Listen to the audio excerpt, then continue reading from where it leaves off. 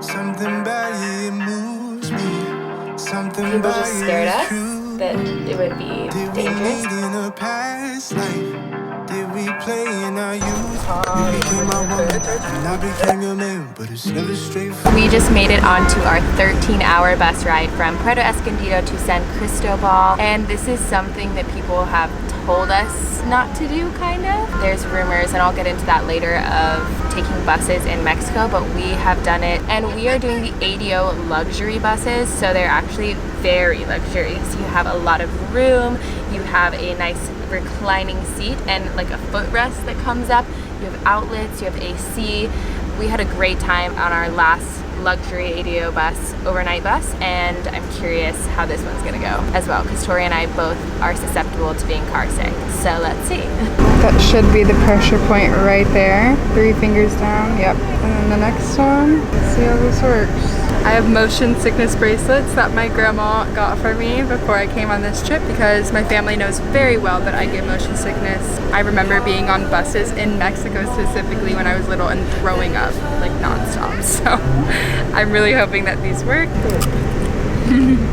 Very good dinner. Actually not very good dinner. We tried to go to a vegan place down the street before we came so we could take food on the bus like we did last time, but they were closed. So we opted for Takis instead.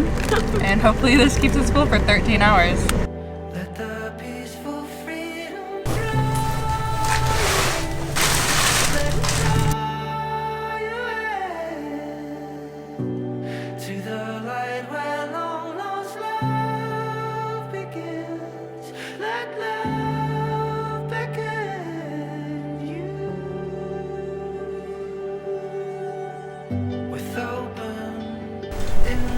Oh gosh.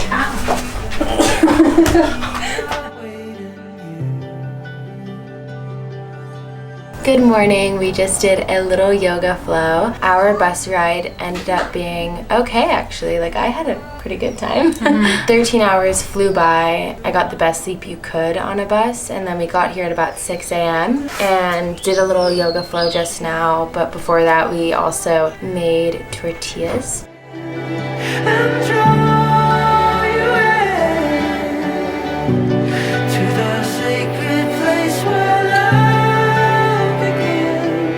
We played music for a little bit. We found a guitar. Yeah, Tori just like lit up when she found the guitar, and it was so cute. I've been hoping that we would find one somewhere.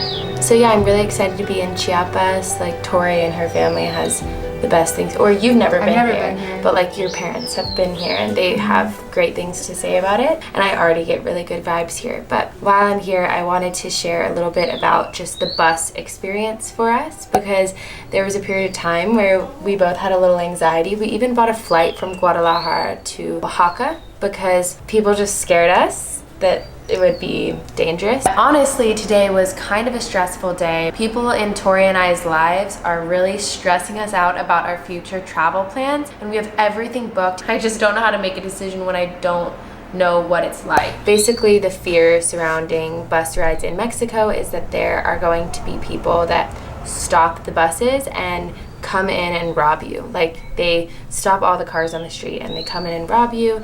And then there are fears of human trafficking as well. Generally, we've heard that from people who haven't traveled. Like, my parents have a lot of fear around me going to Mexico as well, and I even asked on my Instagram story what people thought about if it's safe to take buses in Mexico, because I did let it get to me a little bit and I was a little scared. Actually, we were both a little stressed out about it when we were in Tulum. We have done it twice now, and we're planning to do it again across the border to Guatemala City, and so far I have felt so safe and taken care of on the buses that we've taken, and I think it just goes to show our perception of travel in general. I feel like every form of travel I have done over the past 3 years of traveling full-time, people have told me not to do it, and that if I move into a van and travel solo around the country, I'm going to be murdered, or if I go to Italy, I'm going to be kidnapped, or if I go to Mexico, I'm going to be human trafficked. There are certain dangers anywhere, but I think that because the dangers are foreign in international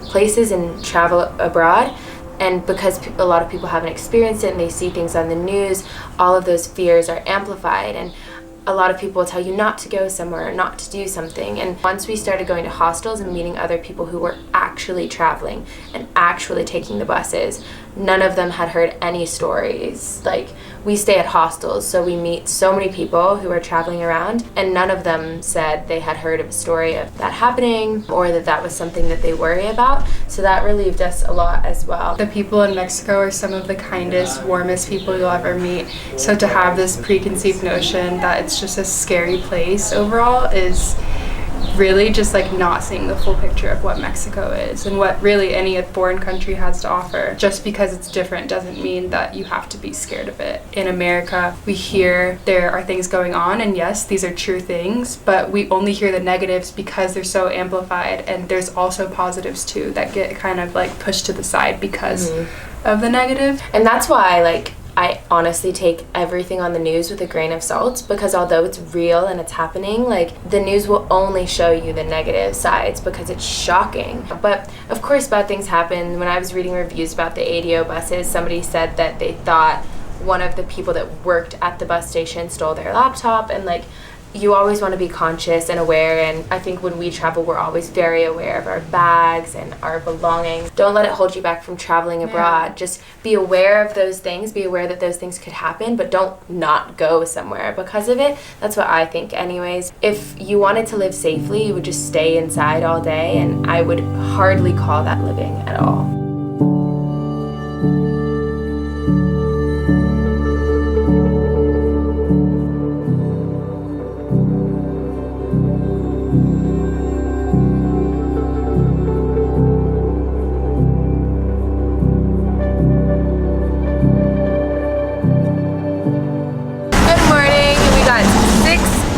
Tamales, and we're going climbing. It's like 8 a.m. and it's a 20-minute drive, so we're about to drive to the spot that we're gonna climb.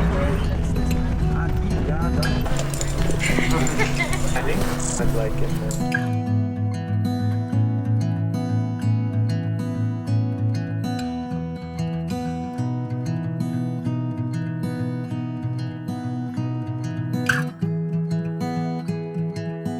Okay, lower me slowly so I can flip back in. This is my reward for finishing this route, the tamale.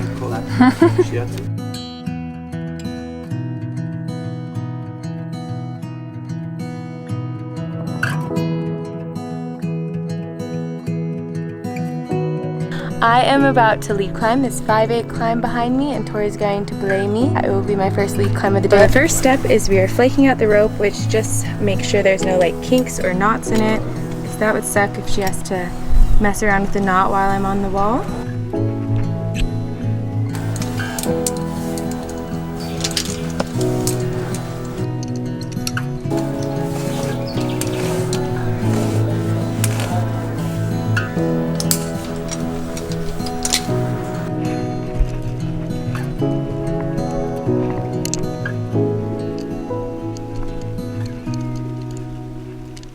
Take me a second to look around.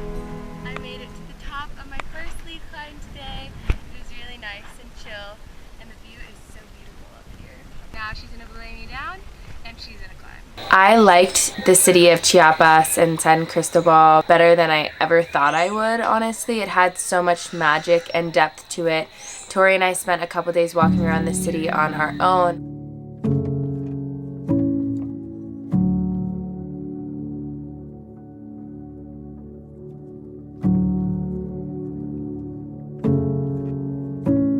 But then on one of our last days there, we met up with our friends Tanya and Luke that we met in Panama, and we did one of the free walking tours. It ended up being questionably free because they asked for donations at the end, and I think we donated about $5 US. But the tour was so good the whole time. I was just wondering how it even is free. It was also just really cool to enter that space as a learner and a student. There's so much that I learned from the local man named Carlos, who is taking us around the city and telling us his beliefs and what he thinks that we as tourists should do to respect the land. One of the parallels I saw was how he described some of these big corporations are harming the indigenous population in Chiapas. So Chiapas and San Cristobal is really made of like 80% indigenous population, and you can really feel that in the energy there. I feel like there's so much wisdom and knowledge in that space to be learned from,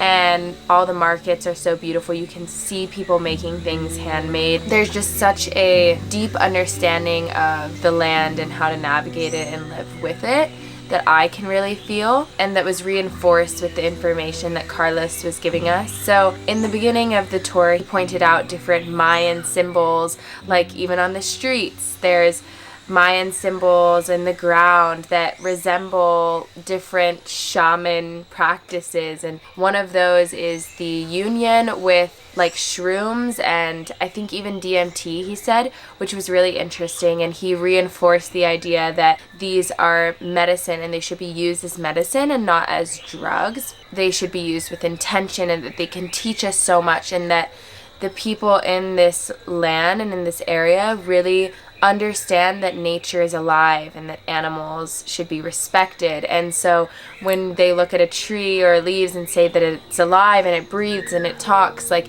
it might sound crazy, but then maybe you take some mushrooms and you go on a journey and you can see it and you can feel it. We also learned how corporations like Coca-Cola or even buying Starbucks can be really damaging to the communities. I feel like everywhere I've been, I've tried to like buy and support the local craft of that area rather than the big corporations that are starting to weasel their way into even a small place like San Cristobal. There was even Burger King. So there are big corporations even coming into these small towns, and for me, I think it's one of the biggest priorities to focus on supporting the smaller artists of the area, like buying these beaded bracelets at the markets in Guadalajara, or we bought these beautiful linen dresses that were handmade in Oaxaca while we were there. 1.3 million liters of water every day. Can you imagine 1.3 million liters? Lake is a fucking lake. They take it every day to make Coca-Cola that later they're gonna sell us more expensive than the same Coca-Cola in places like Chamula. That's not even fucking legal. Another thing he said too that was interesting to me was not to bargain, and how it actually can be seen as very offensive.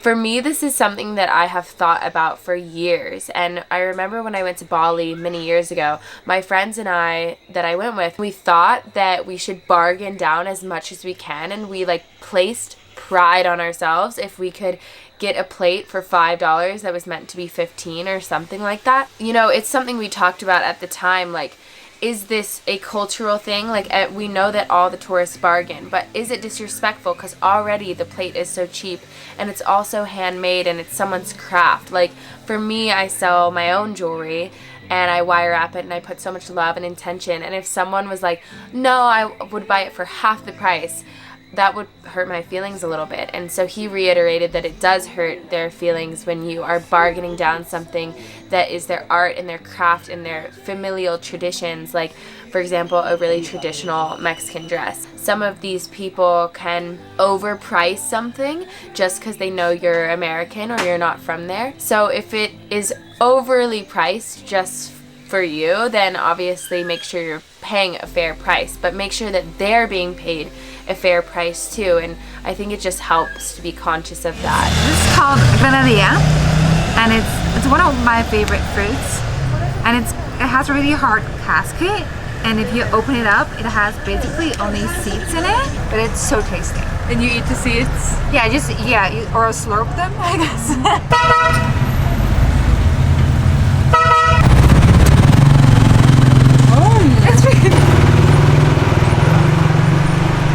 Whoa, that is crazy. Do you like it?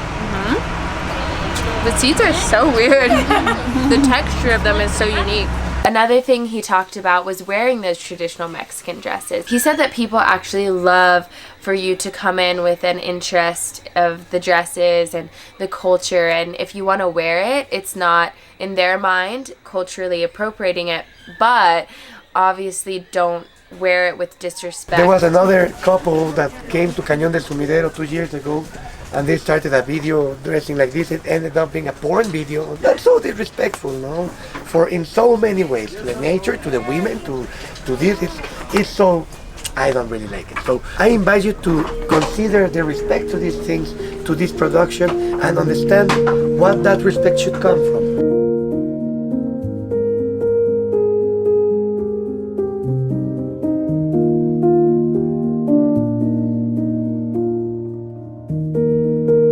And vegan muffin. So I'll start cutting it from here. You guys take a pass. There are many, many very strong and important women, even corridos and songs that we sing about them, no? Who better than women to defend life when they have to suffer and expose their life to give life? They have to defeat death to give life. We give life with pleasure. We cannot understand the concept. Our nations, our destiny, our faith, our peace is closer to the hands of women. Do I look like Tori Prince today? I'm wearing this outfit she wears every single day.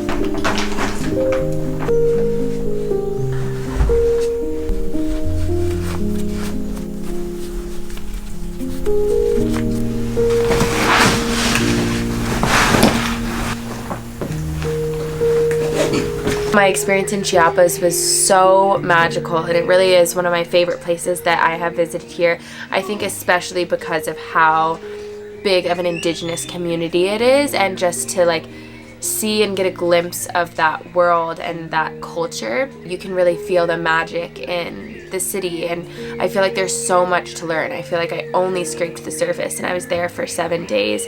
But I will leave the links down below to like the tour I did, and also the rock climbing place I went to, and the hostel I stayed at, because the hostel I stayed at was incredible. So anyways, that wraps it up for today's video. Thank you guys so much for watching. If you did enjoy this video, please give it a thumbs up because it really supports my channel, and subscribe because I post videos every 3 days on Wednesdays and Sundays. So I'll see you guys in 3 days in my next video, which will be my journey going from Mexico to Guatemala. So crossing the border and a very long train ride or bus ride. So yeah, stay tuned for that. Bye!